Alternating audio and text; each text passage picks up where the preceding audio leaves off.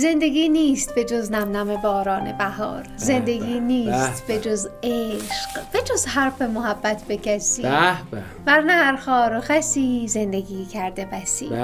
زندگی تجربه تلخ فراوان دارد، دو سه تا کوچه و پس کوچه و اندازه یک عمر بیابان دارد. ما چه کردیم و چه خواهیم کرد در این فرصت کم؟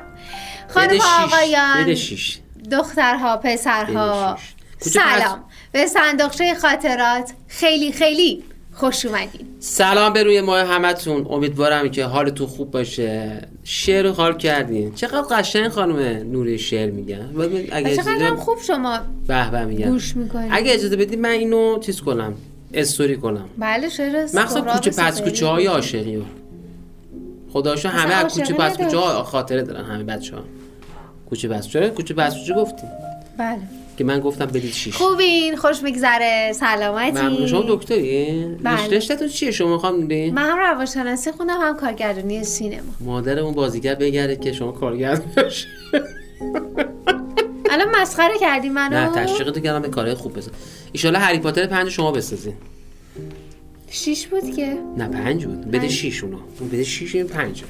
ای خدا، صبر جانم. صبر ایوب. بله آقا گفتم صبر. آقای کارگردان من گفتم صبر خالی، چرا ایوب پخش می‌کنی؟ نه با ایوب ناراحت میشه. صبر ایوب. بریم یه قسمتی رو ببینیم، برگردیم. چی ببینیم؟ در صندوقچه خاطرات همراه ما. نمیدونی به خدا نمیدونه چی یاد ببینیم. میدونم. اگه راستی بگید بگید چی می‌خواید. سیب خنده. بریم برگردیم. باری کلام کارگردان داشت سیب می‌خورد دیدی.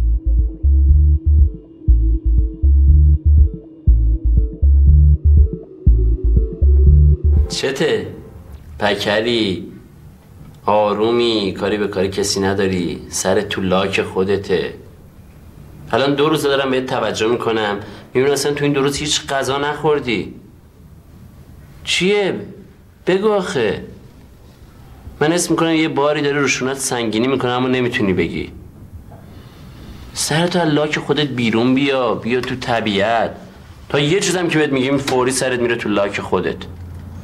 باور کن زندگی این نیست. سعی کن از یه روزنه دیگه نگاه کنی.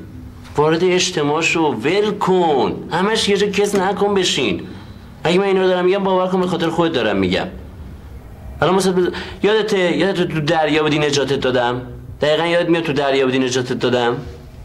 بابا دریا چیه؟ نجات چیه؟ این چیه داری میگی؟ با تو نیستم که برد. بابا با اینم بیا بیرون، سرتو بیار تو لاک خودت بیرون. همش یه جا کز نکن بشین. اینه سعی کن از یه روزنه دیگه به طبیعت نگاه کنی. وارد اجتماع شو، وارد طبیعت شو، آدما رو ببین، یه حرکتی بکن. باور کن این نیست زندگی که همش اینجا بشینی ها. به دور اطرافت نگاه کن، قشنگ توجه داشته باش با آدما.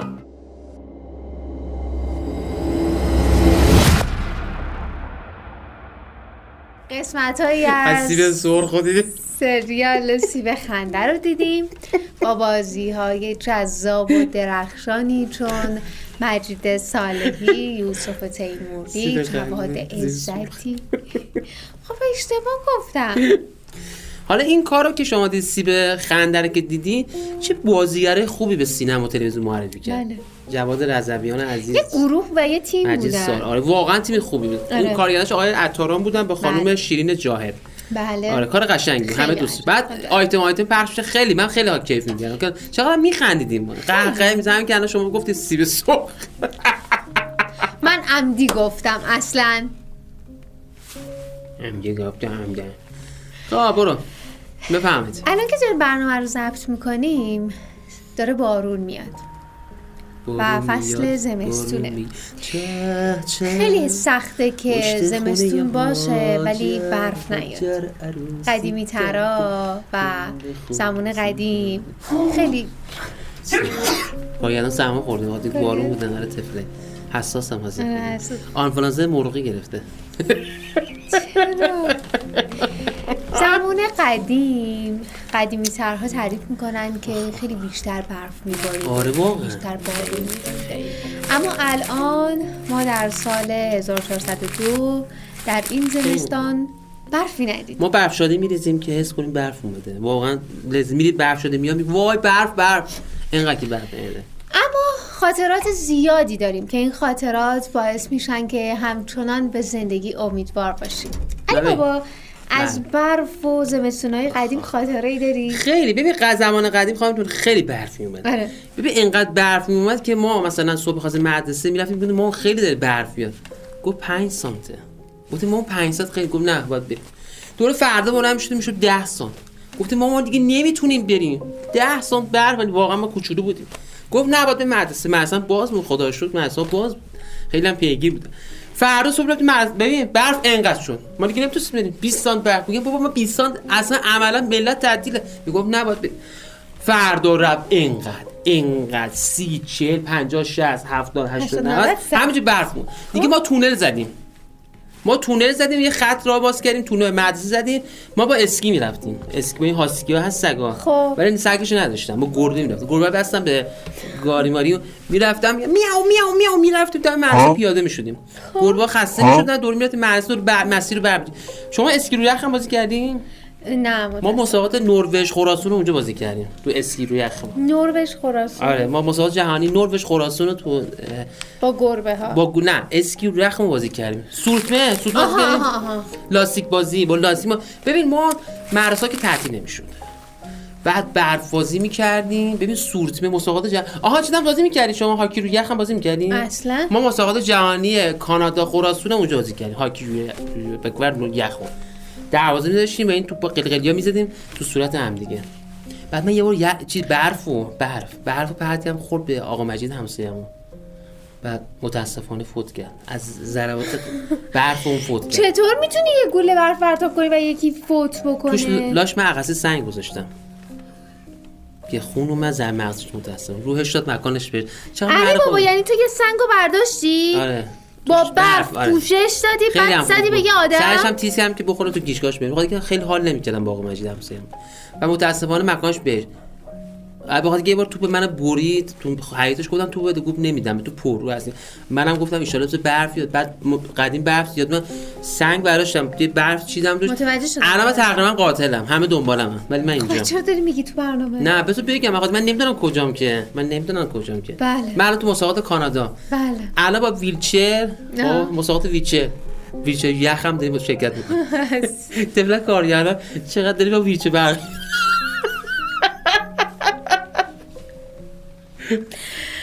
و اما برف بود و لذت شب نشینی ها و مهمونی های قشنگ و برف بود. نه خیره.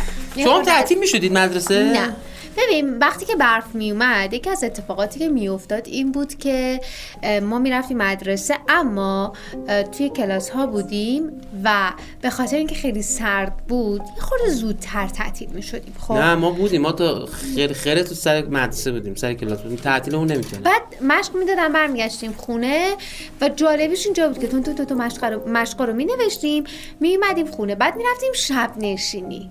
خب یعنی یکی از فوق‌العاده ترین برف لیز می‌خوریم در خونه ماموزگیمون.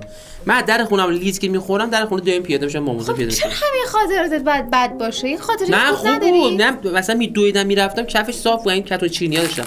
میرفتم در خونه دایم پیاده میشم. ایستگاه بعد حسن آباد. از خراسان آره خیلی مسیر زیاد. آره بعد میرفتم من زنچرخ هم می‌بستم به خودم. زنچرخ داشتم خودم. من به خودم زنچرخ هستم میرفتم تو در خونه فامیل. یعنی به کفشت زنچرخ؟ آره زنچرخ داشتیم. اگه خواستید من دارم همون میدو ولی است که سی دی دارم میفروشم. خب بعد خود آره همونجوری که میفروشم روانشناسی هم دارم زنچرخ هم میفروشم اگه خواستید. بله. بعد میرفتیم شب نشینی خونه یه مادر بزرگ پدر بزرگا همیشه بساط کرسی. آقا شاید خیلی باشه. بعد میرفتیم بساط کرسی بود و مهمونی و میرفتیم میشستیم بعد آرومی لحافو بلند میکردیم میشستیم نمیده دیگه خدا نمیدونم چرا صبر رو بمونه. صبر ایوب خواستن آقا صبر خدا من گفتم فقط صبر ایوب کرسی صبر ایوب این اتهام کردن که اذیت نشن. آره دی جی شده دی جی. آره میسک. بعد میرفتیم خلاصه شروع میکردیم به شادونه خورد. آخه بنده خدا سرخ شده. آجون همون نقلا من بودم سر درسته. انار و آجیل. بعد شادونه میخوردیم، حرف میزدیم، گپ میزدیم و علی بابا یه چیزم بهت بگم زن گرفتم دور کارگردان. آره کارگردان دور گرفتن. یه چیزم بهت بگم شده بری مهمونی خودتو عمدی بزنی به خواب. خیلی منو نبرنه. من یه جا رفتم تو کما. انقدر سیستم رفتم تو کما بیدار نشدم. واقعا بیدار نشدم. بعد صبح که بلند شدم دیدم وای اینجا کجاست؟ مثلا یه وانمود کنم اینجا نگاه کنم. یعنی واقعا تو کما بعد بودی. دایی میگفتش که تو خونه ما. گفتم شما کی هستی؟ گفت من دایی صادق. گفتم صادق کیه؟ باقر کیه؟ امیر کیه؟ بعد تو زور خودمو میپیچوندم تا قیمی میومد دیگه به هوش میومدم. جالب. بریم این قسمتایی رو ببینیم برگردیم همراه ما باشید در صندوقچه خاطرات.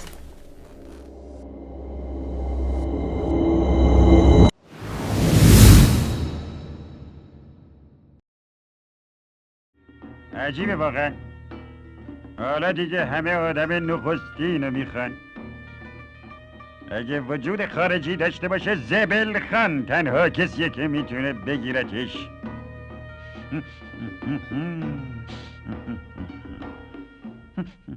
حس بویایی زبل خان داره بهش میگه که آدم نخستین همین دور و برراست.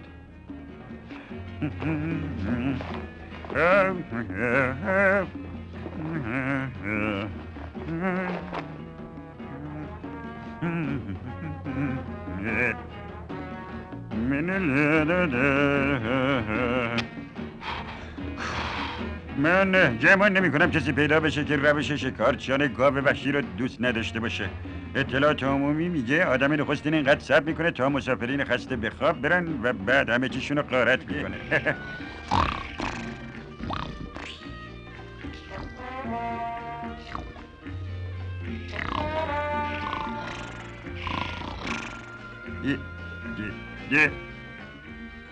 نفهمیدم این میمون اینجا چی کار میکنه؟ باور کردنی نیست. یعنی من خودم میمون آوردم اینجا. عجیبه.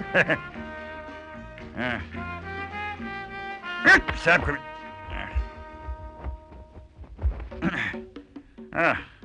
فرار کرد. اینجام که نیست. آخه پس کجا قایم شده؟ نکنه این تو باشه.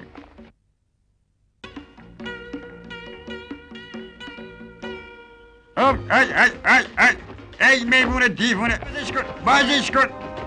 بازش کن بیام بیرون. بازش کن. کمک. ای دیوونه باز کن میخوام بیام بیرون.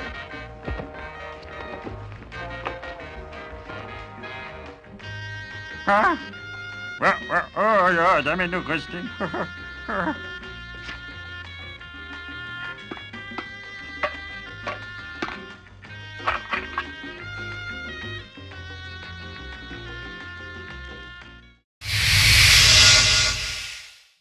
قسمتایی از کارتون زبرخان رو دیدیم. چه کارتون قشنگ بود. چه خیلی قشنگ بود. اینجا زبرخان اونجا زبرخان همه جا. خیلی قشنگ. بعد این سازنده کشور لهستان بود. خیلی خنگ بود بنده خدا. بعد 13 قسمت پخش شد. برای هر قسمت می‌خواست بره شکار، ناموفق بود. چقدر این آدم اسکول بود. طفلک. اشتباه هم خنگ بود. خیلی اسکول بود.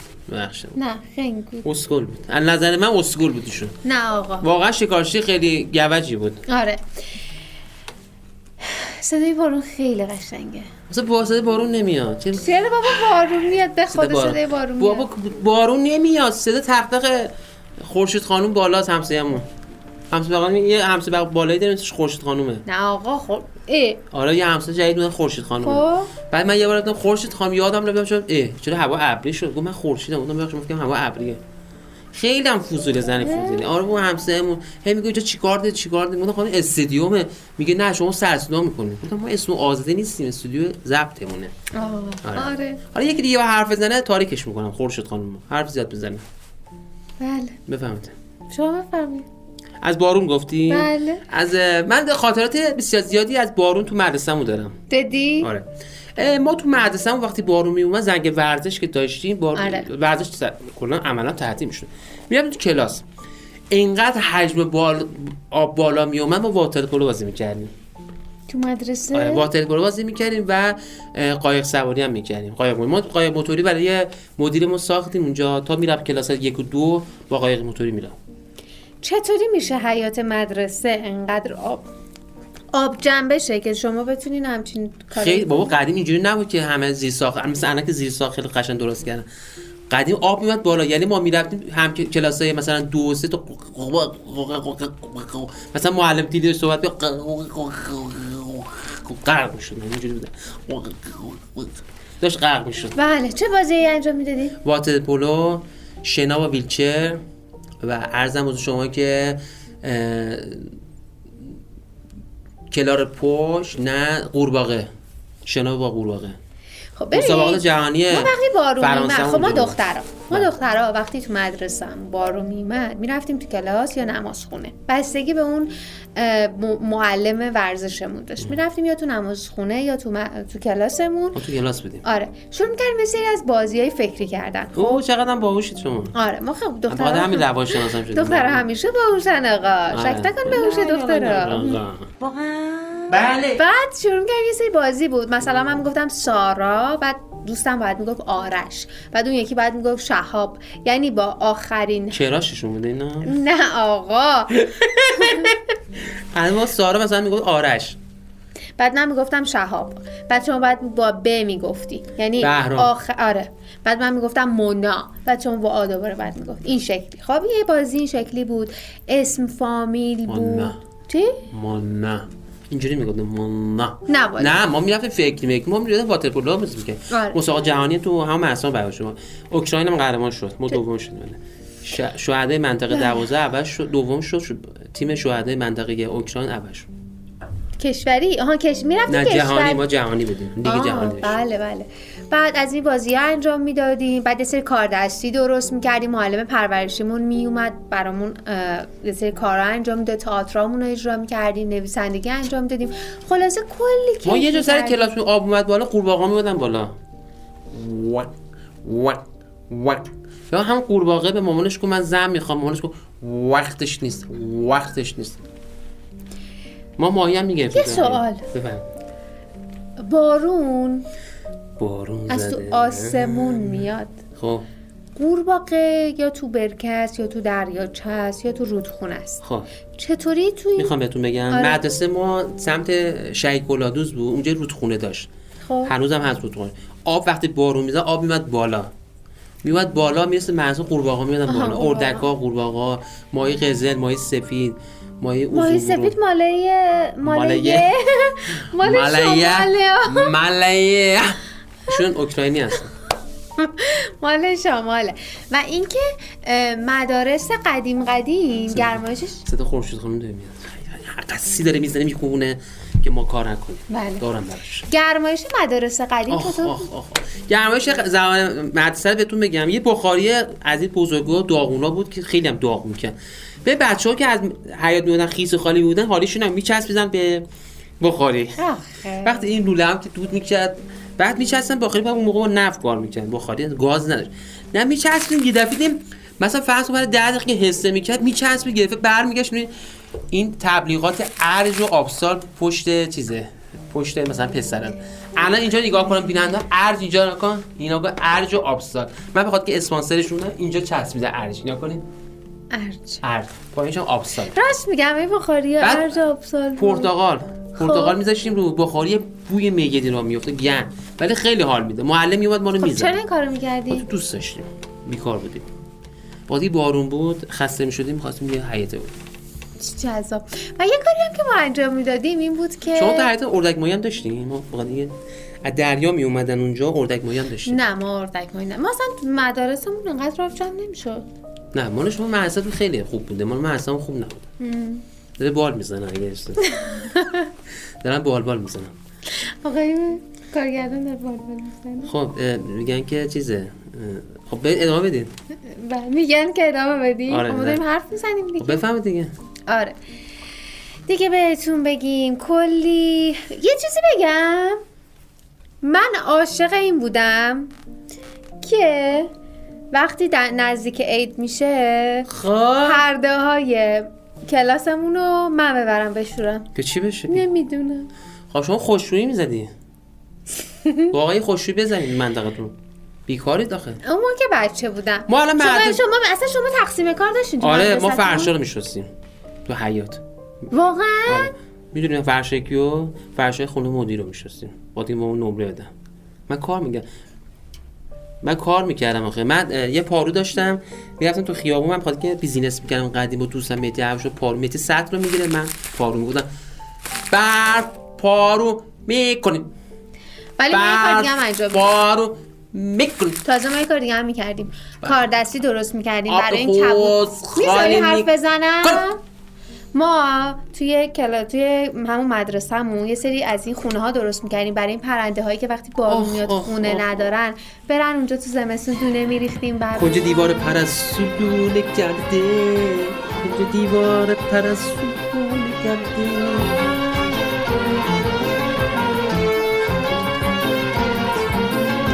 شما تو عیدتون پرستو هم داشتین؟ نه ما پرستو نداشتیم، ولی یه دونه کفتر داشتیم خیلی خرابکاری می‌کرد. همون کفتر که کفتر چاهی که لونه کرده، کاش بودی و میدیدی اونه. پس آره. شما پرستو پس نداشتید تو مدرسه‌تون؟ نه. سارا داشتین؟ سارا کیه؟ پرستو نداشتی؟ سارا داشتید؟ آره سارا داشتیم. خیلی سلام به سارا برسونید. میخوام براش یه گول بخرم برای سارا. و اینطوری خاطرات مدرسه هم بازگو کردیم. چقدر کیف میداد، چقدر کیف آره می‌کردیم. خیلی خوب. من با قایق موتوری می‌بردم خونه، همون مسیر رو. ما با میومدیم بچه‌ها. من اون موقع اسنپ کار می‌کردم. قایق موتوری اسنپ کار می‌کردم، با قایق می‌بردیم در خونه. اول ذهن بیزینسمن. من اصلا کلا به خاطر همین هیچی ندارم، من خونم رفت. دور کارگردانی گرفتنش متأسفانه. ایشون کار بد زیاد کرده، هی میگیرنشون. چرا؟ گرفتنشون دستگیر بردن. با چشمم بردنشون. دیگه تموم کنید. بس دیگه. عکساتونو بفرستید، عکسای زیر بارون تو بفرستید. یه نفر دو نفر اصلا نفسی که نمیتونیم پخش کنیم. از زمان قدیم عکس هر چی دارید بفرستید. دوستتون داریم، عاشقتونیم. به ما سر بزنید. لحظه هاتون سرشار از عشق و صمیمیت باشه. ما خیلی دوستتون داریم. اینجا صندوقچه خاطرات. کی عشقاتو پاک میکنه؟ نگی خداحافظی. خداحافظ، مواظب خودتون باشید، دوستتون دارم.